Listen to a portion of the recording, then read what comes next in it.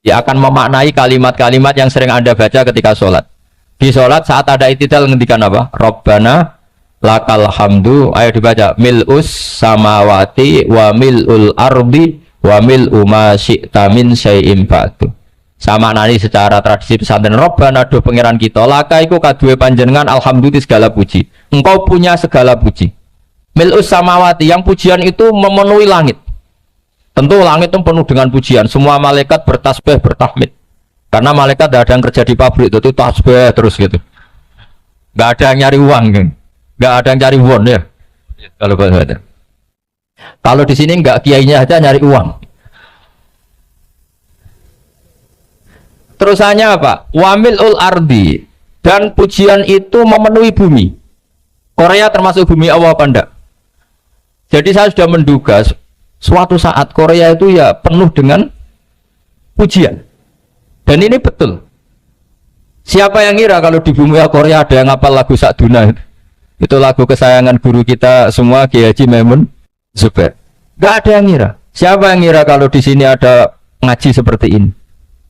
Di Rusia juga sama. Uni Soviet itu negara ateis. Tapi lama-lama pecah karena Glasnost itu dan Perestroika itu. Kemudian menjadi pecahan-pecahan negara Muslim. Ada Uzbekistan, Tajikistan, Ceknya, semuanya menjadi negara apa? Muslim. Karena dari awal lakal hamdu mil'us samawati wa mil'ul ardi, dan pujian itu pasti memenuhi langit juga memenuhi bumi. Kalau Anda baca itu di Indonesia mungkin wajar, di Indonesia banyak acara-acara seperti ini. Tapi kalau di Korea ternyata benar. Dan Anda ini kalian semua termasuk pembuktian benarnya wa mil'ul ardi. Keren kan teman? Oh keren sekali, bukan sekedar keren, keren sekali. Makanya saya jarang diundang pengajian mau, tapi dia undang di Korea mau. Tapi saya ada niat datang undangan, memang saya ingin datang. Jadi ya karena itu ini bentuk penghormatan saya.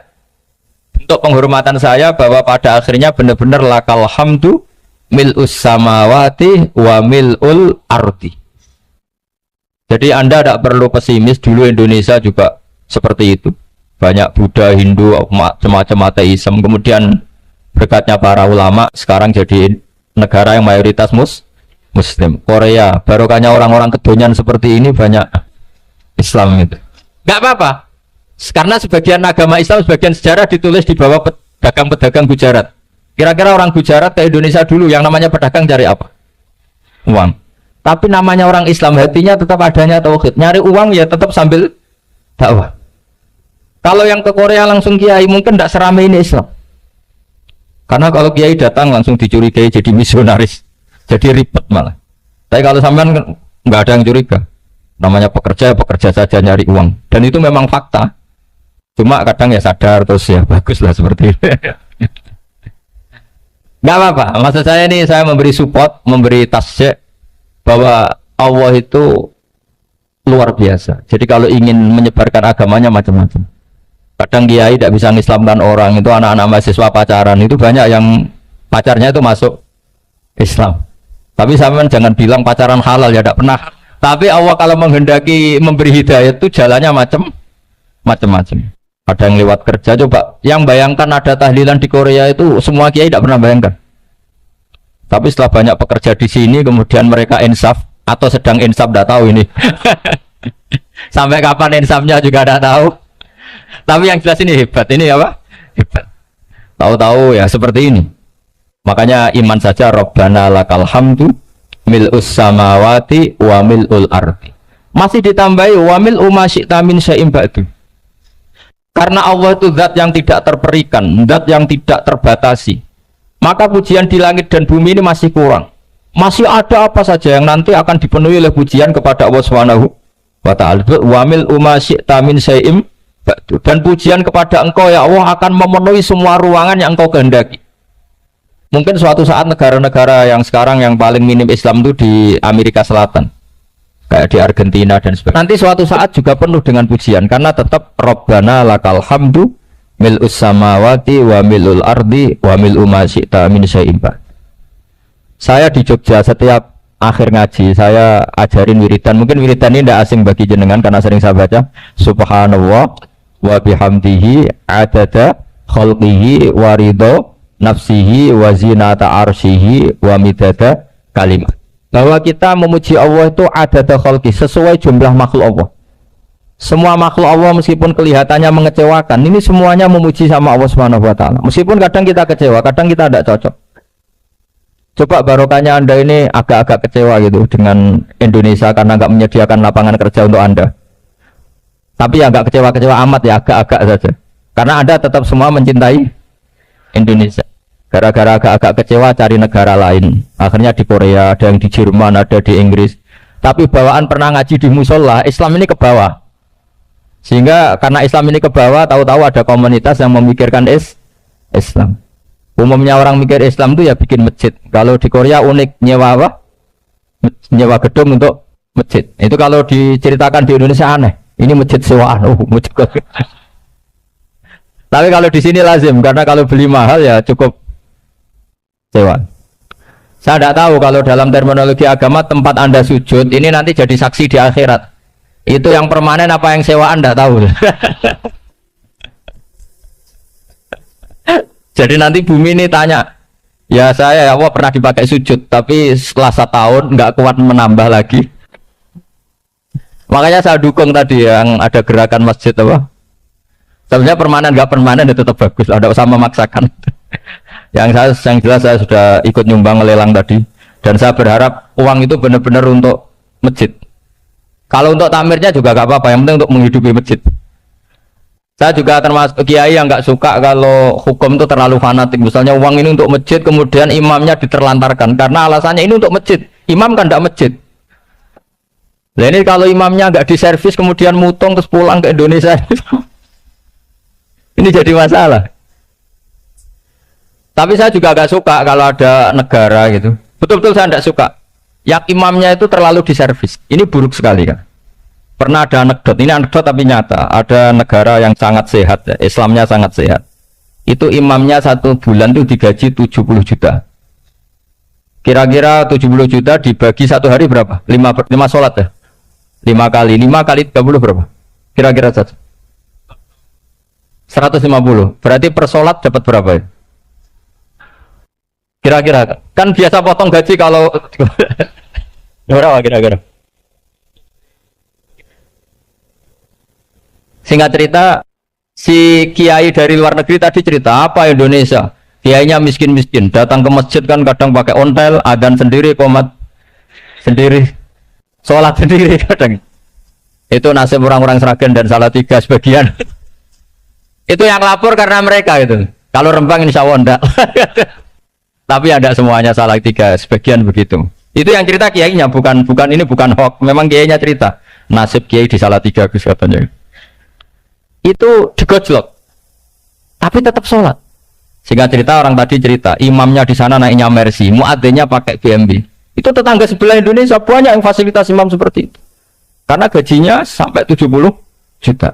Setelah dia cerita bangga karena negaranya mengapresiasi imam sholat, sama kiai Indonesia dia omongin gini. Makanya kamu sholat terus, takut potong gaji ya gitu. Itu kagetnya bukan main dia. Dikira itu satu sifat kelebihan negaranya, ternyata buruk sekali karena imam sholat karena takut potongan gaji. Akhirnya ke Indonesia bangga, alhamdulillah kita sholat tanpa gaji. Dan tetap sholat. Keren mana yang digaji sama Anda? Ini yang di atas ini banyak calon imam itu. Tidak keren mana imam yang digaji sama Anda? Keren yang enggak. Tapi kalau pertanyaannya dibalik, keren mana jamaah yang peduli imamnya sama yang enggak peduli?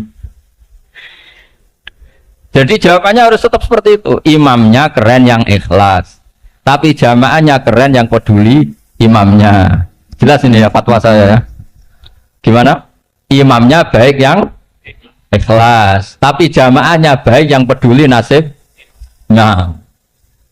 Tapi sekali imam dari awal gak ikhlas itu harus di PHK ini. Itu bahaya bagi agama kalau awalnya sudah ada ikhlas. Karena nanti setelah habis subuh terus dihitung. Oh setahu saya sholat terus kok kenapa gajinya tinggal segini? Ya, setahu saya sholat terus kok gajinya tinggal segini. Terus nanti tamirnya bilang kemarin duhur Pak Yai tidak ngimamin. Kemarin asar tidak ngimamin. Terus dihitung.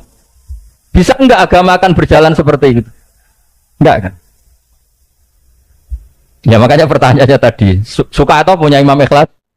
Suka. Tapi imamnya juga suka kalau jamaahnya peduli. Ini penting saya utarakan karena agama itu beda. Agama ini diurus oleh Allah Subhanahu. Jadi kita mengerahkan pemikiran itu bukan karena kita akan menyelamatkan agama ini, tidak. Agama ini diselamatkan oleh Allah Subhanahu wa taala. Coba kayak apa Uni Soviet kuatnya itu. Mengkooptasi supaya orang semuanya ateis, semuanya komunis. Itu 100 tahun Uni Soviet begitu. Tapi orang-orang Uzbek, Ceknya, Tajikistan tetap ngajari anak-anaknya tauhid. Itu ada yang cerita itu sampai mengajarkan tauhid itu di bawah tanah, di basement. Tapi Allah menghendaki Rusia itu Uni Soviet jatuh. Ketika jatuh, negara-negara ini langsung menjadi negara Islam, yaitu Uzbek, Tajikistan, Ceknya. Mungkin nggak mereka langsung menjadi negara Islam, andai kan saat menjadi Uni Soviet benar-benar menjadi ateis. Nggak mungkin kan? Karena saat dikooptasi Uni Soviet, akidah mereka tetap tauhid, cuma nggak berani muncul. Artinya apa? Uni Soviet nggak bisa menghabisi Islam. Kurang kerennya Uni Soviet zaman itu, bisa nggak menghabisi Islam? Nggak bisa. Donald Trump dulu termasuk Islamfobia, tapi setelah dia anti-Islam malah orang Amerika demo supaya memperhatikan Islam. Nggak bisa. Makanya Korea pun nggak bisa menghabisi Islam. Kalau sampean menghabisi Islamnya sendiri bisa, karena terus nggak mau sholat, nggak mau zakat itu sampai. Tapi sampean toh yang Islamnya habis, Islam tetap baik-baik saja. Makanya ini penting saya utarakan supaya kamu pede bahwa agama ini pernah dibawa orang yang pedagang. Ya soal ada sebagian pendakwah yang ikhlas ya banyak, tapi sejarah yang gampang kita lihat adalah Islam itu dibawa oleh apa? Pedagang Gujarat, pedagang India. Nggak apa-apa, sejarah itu meskipun sebagian menentang nggak apa-apa, tapi sejarah itu tetap ada. Pasti sebagiannya memang seperti itu, dan itu tidak masalah. Saya ulang lagi, itu tidak masalah. Coba dulu pemain bola kalau di Inggris itu kalau mau sholat susahnya bukan main. Apalagi kalau mau puasa. Kalau di sini kerja puasa katanya mati lu kalau apa? Puasa. Kalau mau sholat katanya dicari mana ini berhalanya kok. Kata orang-orang ateis kan gitu, dicarikan patungnya kali ini sholat kok gak ada patungnya ini gimana ini. Ya ngalamin gitu. Tapi Allah Maha Kuasa. Banyak investor mana itu Dubai atau Qatar yang tertarik investasi di dunia bola. Kayak Sulaiman Al-Fahim makanya beli Manchester City. Itu sekarang pelatihnya negara orang sholat gak berani, bahkan di tengah stadion dibangunkan masjid. Kalau sampai daftar jadi muadzin bisa. Apa nyanyi Sakduna di sana juga bisa. Dulu Aljazair bencinya bukan main. Apa Perancis sama orang Islam itu bencinya bukan main. Barokahnya Zidane pemain bola dan juara dunia, terus Zidane turunan Aljazair. Akhirnya orang Perancis itu mencintai Islam, itu barokahnya sepak bola. Allah punya sekian cara untuk mengenalkan Islam. Di Prancis dikenalkan lewat pemain sepak bola. Nah di Korea ini yang agak unik dikenalkan lewat pecinta wow. Saya jamin ini tidak apa-apa, sudah tidak apa-apa, sudah aman, pokoknya aman. Saya jamin aman. Pokoknya alhamdulillahilladzi hadana lihada wa ma kunna linahtadiya laula an hada. Karena agama ini dibawa oleh Allah Subhanahu wa taala, yang menjaga juga Allah Subhanahu wa taala. Sama tidak usah khawatir. Kalau ada kelompok tertentu yang mengkhawatirkan Islam, sekarang Islam bahaya gini-gini, itu kurang roja, itu kurang optimis itu. Harapannya sama Allah tipis, harus ngaji lagi. Agama ini limangka nayarjuwa hawal yaumal akhir. Agama ini bagi yang terus-menerus berpengharapan kepada Allah Subhanahu wa ta'ala. Agama ini limangka nayarjuwa, coba bahasa Arabnya roja, yarju, rojaan. Maknanya harapan. Jadi agama ini bagi yang selalu berpengharapan, bukan yang pesimis, bukan yang hati kecil, apalagi yang tukang putus asa. Coba agama ini begitu luar biasa, dibawa orang yang macam-macam. Di Perancis dibawa oleh pemain apa? Bola. Ada masjid di Inggris itu ya dibawa mahasiswa-mahasiswa itu yang dulu sebagian yang nggak pernah ngaji, setelah di Inggris bikin komunitas pengajian. Di Korea dibawa di pecinta apa? Tapi lama-lama cinta Tuhan. Karena ya memang sebenarnya sudah cinta Tuhan. Cuma ya cara cinta ini nunggu punya uang ah. Ya sudah, alhamdulillah seperti ini sudah luar biasa sudah. Insya Allah diterima oleh Allah Subhanahu wa ta'ala. Saya selalu berharap Semoga ini tetap apa ya, satu bukti bahwa Allah itu harus kita sembah di mana-mana. Karena tadi Allah akan selalu apa? Rabbana lakal hamdu mil'us samawati wa mil'ul ardi wa mil'u ma syi'ta min syai'in ba'du. Bahwa pujian kepada Allah akan selalu memenuhi langit dan memenuhi bumi. Bumi Korea termasuk buminya Allah. Makanya pegangan yang saya minta sama pengurus untuk di-share adalah apa? Dawai Rasulullah Shallallahu Alaihi Wasallam. Mungkin nanti panitia harus meng-share itu. Ini Musnad Ahmad, riwayat dari Imam Ahmad. Al-Bilad bila dua. Sudah punya? Nanti di-share ya, yang gitu. Al-Biladu bila dua. Bahwa negara hakikatnya adalah negara Allah. Wal ibad ibadullah. Semua hamba hakikatnya adalah hamba. Di hadis itu, fahaitsuma asabta khairan fa'akim. Kapan saja kamu menemukan kebaikan di tempat Anda berdomisili, fa'akim, kamu tidak apa-apa di sini. Kamu di sini dapat uang, dapat masjid, dapat sewa masjid. Tidak tahu sewa apa permanen, pokoknya itu bagus gitu. Buminya dirayu, bumi meskipun ini nggak permanen, tapi tetap jadi saksi loh ya. Harus ada kompromi ini. Karena kalau dengar orang Indonesia jadi aneh, masjid kok nyewoi. Tapi aneh di Indonesia, ada aneh di sini, sampean tenang saja. Tentu malaikat pencatat di sini juga sudah tahu kalau sebagian masjid itu sewaan. Jadi ya ada eskal-eskal amat lah, sudah nggak janggal-janggal amat karena kondisional apa. Jadi saya nanti minta panitia supaya meng-share tadi hadis riwayat siapa Imam Ahmad bin Hambal yang diriwayatkan oleh salah satu minal asyrah al-mubasysyirina bil jannah, yaitu Zubair bin Awam. Nabi ngendikan al-biladu biladullah, negara mana saja adalah negara Allah. Wal ibad ibadullah, semua hamba adalah hambanya Allah. Fahaitsuma asabta khairan, di mana saja kamu mendapatkan kebaikan, fa'akim, kamu tidak apa-apa berdomisili di sini. Ya, saya mohon ini penting sekali. Pokoknya saya mohon kalimat tauhid ini dijaga. Karena kalimat tauhid ini kata semua ulama, kasyajaratin thayyibatin asluha tsabitu wa far'uha fis sama. Dan kalimat tauhid ini pasti tu'ti ukulaha kullahinin bi'idzni rabbiha. Kalimat tauhid yang dibawa umat Islam seluruh dunia, meskipun dia orang fasik, orang nggak benar, tetap tu'ti ukulaha kullahinin bi'idzni rabbiha. Kalimat ini akan membawa berkah bagi orang yang dihinggapi atau didomisili umat Islam. Coba sebagian nanti orang Korea menjadi Muslim itu karena di sini ada komunitas pekerja Muslim, kemudian menyisakan atharul Islam, jejak-jejak Islam. Nggak apa-apa, pasti kalimat ini tu'ti ukulaha kullahinim bi'idzni rabbiha. Jadi kalimat tauhid adalah kalimat yang kata Allah tu'ti ukulaha kullahinim bi'idzni rabbiha. Anda tidak usah khawatir bahwa apa yang Anda lakukan akan ditulis oleh Allah Subhanahu wa ta'ala. Kata Allah, wa naktubu ma qaddamu wa atharahum. Gimana di surat Yasin itu? Inna nahnu nuhyil mauta wa naktubu ma qaddamu wa atharahum. Saya bisa menghidupkan orang mati dan semua amal kalian saya tulis, kata Allah. Wa atharahum, dan jejak-jejak yang pernah kalian lakukan juga ditulis. Misalnya Anda sudah pulang di Indonesia, ada orang sholat di masjid ini, oh ini era Kang ini, era Mas ini. Nanti setelah itu ya ini era Mas ini, Mas ini. Menjadi familiar Islam juga barokahnya muassis-muassis ini, pendiri-pendiri ini. Semoga kalian semua barokah dan fid dunya wal ini ya. Perasaan saya juga seluruh ulama di dunia. Saya ulang lagi, perasaan saya juga seluruh ulama di dunia, bahwa Islam masuk itu macam-macam sebabnya. Dulu kita tahu, kita sebagai warga Indonesia, Islam masuk itu ya dibawa orang yang agak kedunyan, ya kayak jenengan lah kira-kira itu.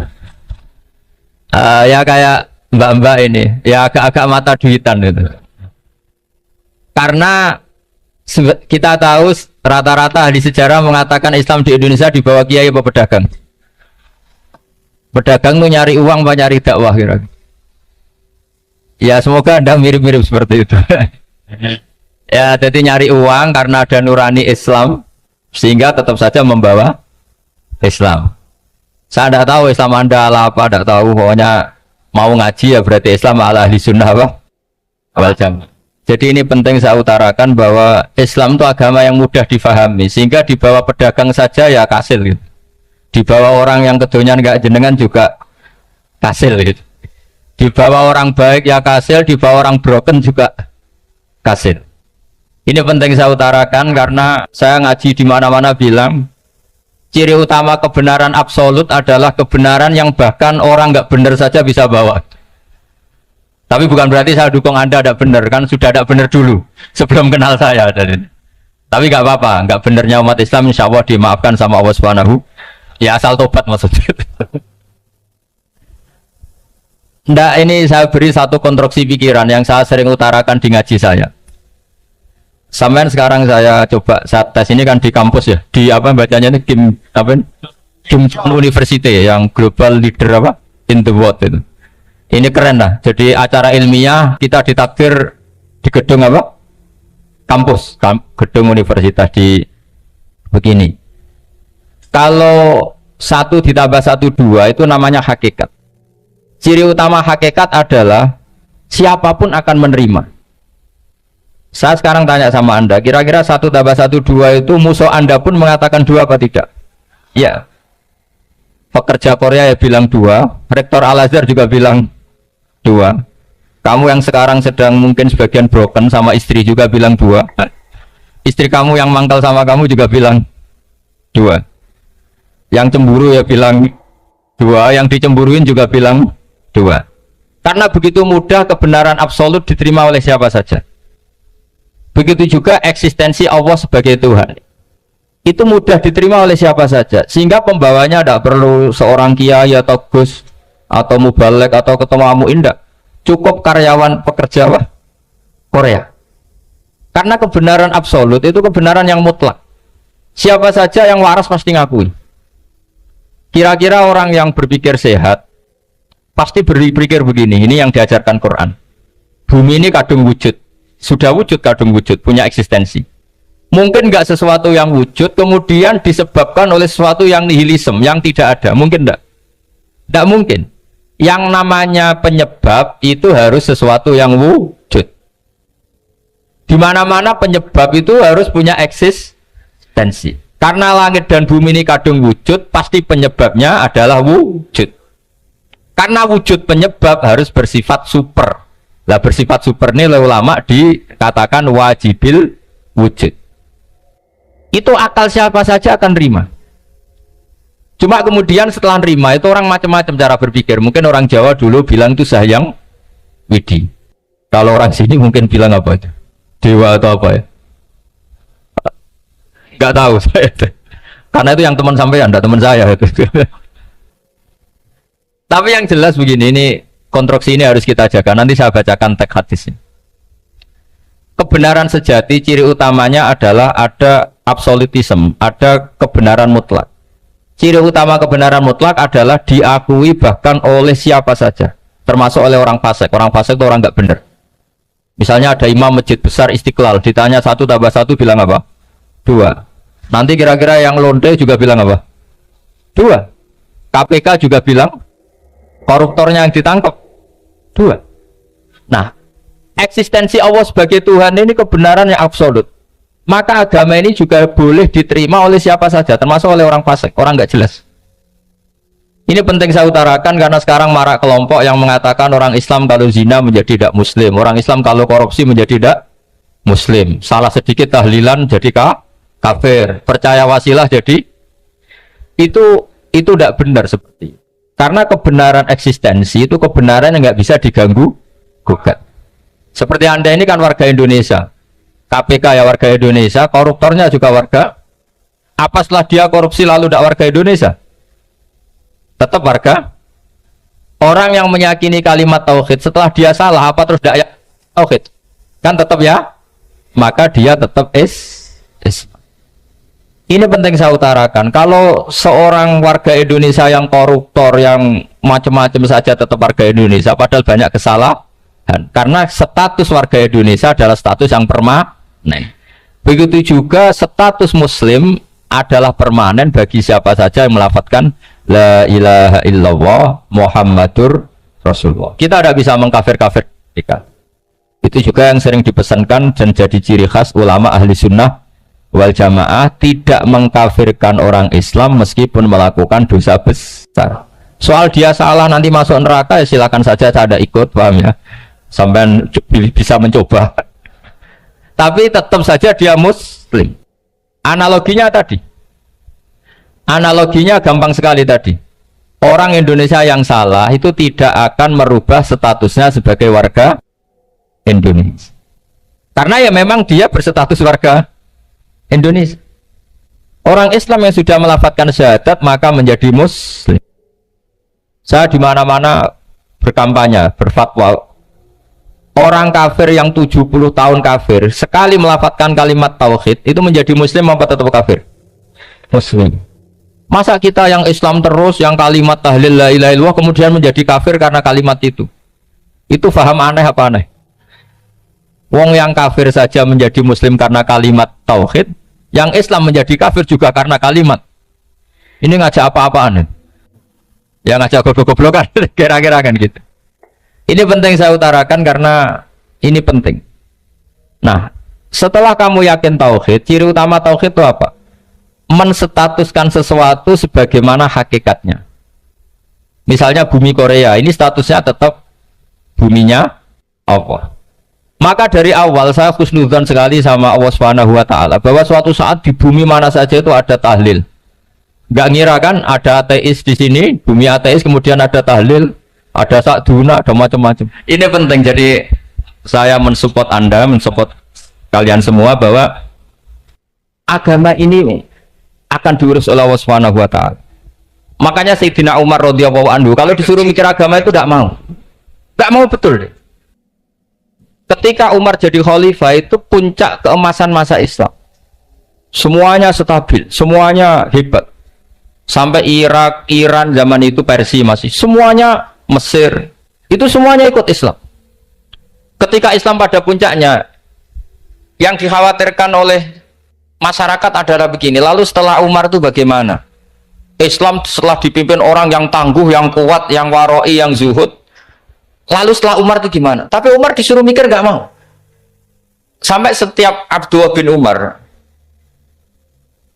jalan-jalan di kampung-kampung itu abahnya dianggap pecundang. Tahu zaman pecundang? Orang yang nggak tanggung jawab. Karena orang-orang bilang gini, ya Abdullah bin Umar, bagaimana pendapat Anda kalau ada penggembala kambing di tengah hutan atau di tengah padang rumput, kemudian dia ninggal gelanggang kambingnya, kamu anggap penggembala ini gimana? Oh itu penggembala yang dolim itu. Pasti kalau kambing ditinggal ya kacau. Apalagi nih umat Rasulullah Shallallahu Alaihi Wasallam. Ini abah kamu tidak pernah wasiat, tidak pernah ngatur suksesi. Lalu Islam setelah dia bagaimana? Suruh dia ngomong penggantinya siapa? Karena beliau sudah sepuh, harus ada suksesi. Akhirnya Abdullah bin Umar lapor ke Umar. Ini gimana abah orang mengkomplain begini. Apa kata Umar? Agama itu beda dengan kambing katanya. Agama itu milik Allah Subhanahu. Mbok saya pikir, tidak saya pikir tetap jalan. Nah ini terbukti, jangan ulama ya ndak, mufti ya ndak, tapi bisa menjalankan agama. Kalau agama sampai pikir malah rusak, sudah pokoknya lakukan saja, tidak usah dipikir. Akhirnya betul, karena agama ini milik Allah. Soal kita serius memikirkannya itu karena khidmah, karena kita ingin berbakti pada agama. Tapi Anda tidak boleh berpikir kalau agama ini butuh pemikiran Anda. Beda loh ya. Kita khidmah agama serius karena kita ingin mengkhidmai agama. Tapi agama ini tidak pernah butuh kita. Karena agama ini akan diurus oleh Allah Subhanahu. Coba pas sampean kecil, orang jilbaban di Indonesia itu banyak apa banyak sekarang? Banyak sekarang. Kiainya mutu orang dulu apa mutu orang sekarang? Tapi perkembangan Islam itu ramai sekarang apa ramai dulu? Ramai sekarang. Islam menyebar di seluruh dunia itu zaman Wali Songo, zaman sampean keren mana? Keren sekarang. Kualitas solehnya sampean sama Wali Songo? Wali Songo. Ini betul. Karena agama ini diurus oleh Allah Subhanahu. Sayyidina Umar, agama ini innallaha ta'ala yahfadzu dinah. Innallaha ta'ala la yudhi'u khilafatahu wala dinah. Allah itu tidak akan menyia-nyiakan agamanya. Ini terbukti. Agama ini pernah dipimpin orang terbaik di dunia, yaitu Rasulullah Shallallahu Alaihi Wasallam. Ketika beliau intakola ila rofiqil ala, ketika beliau pindah ke alam sana, diteruskan oleh sahabat yang tentu jauh di bawah Rasulullah. Diteruskan tabiin, diteruskan para wali songo, diteruskan sang sampean yang jauh di bawah wali songo, sejauh-jauhnya. Tapi agama jalan sampai Korea. Agama jalan sampai apa? Dulu Wali Songo itu hanya sampai Mojokerto, sampai Tulungagung. Di bawah sampai Klayaban sampai mana ini? Korea. Coba kalau Allah tidak ngurus, nggak bisa. Yang menggerakkan hatinya sampean peduli sama masjid siapa? Allah Subhanahu wa taala. Yang menggerakkan hati sampean peduli sama agama siapa? Tapi yang menggerakkan sampean ke Korea apa? Uang kan?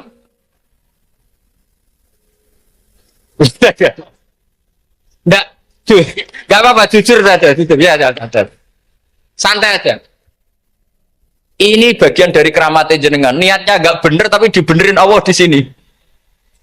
Dari awal niatnya kan uang gitu.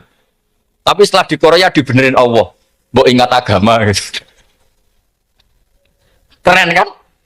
Makanya yang syukur sama Allah Subhanahu wa taala. Yang bisa hanya Allah taala. Makanya dalam dunia kiai selalu baca apa? Alhamdulillah alladzi hadana li hada wa ma kunna linahtadiya laula an hadana Allah. Alhamdulillah kita diberi hidayat seperti ini. Kalau tidak Allah tidak bisa.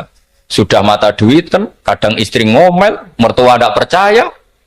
Sudah setengah-setengah broken gini saya tidak tahu sampai ke Korea itu karena broken pas saking sayangnya keluarga. Potensinya hanya dua.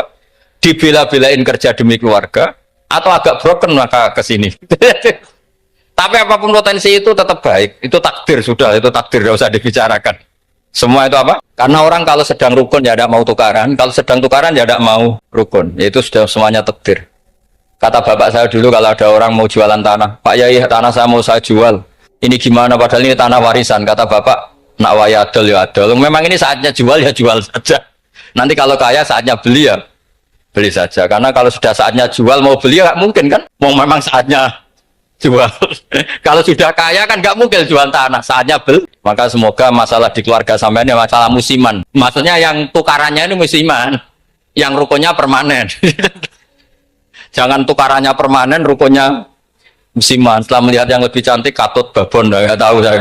Nah ini semoga katut masjid ini bagian dari kafaroh sampean itu. Jadi kafaroh kesalahan-kesalahan di sampean. Assalamualaikum warahmatullahi wabarakatuh.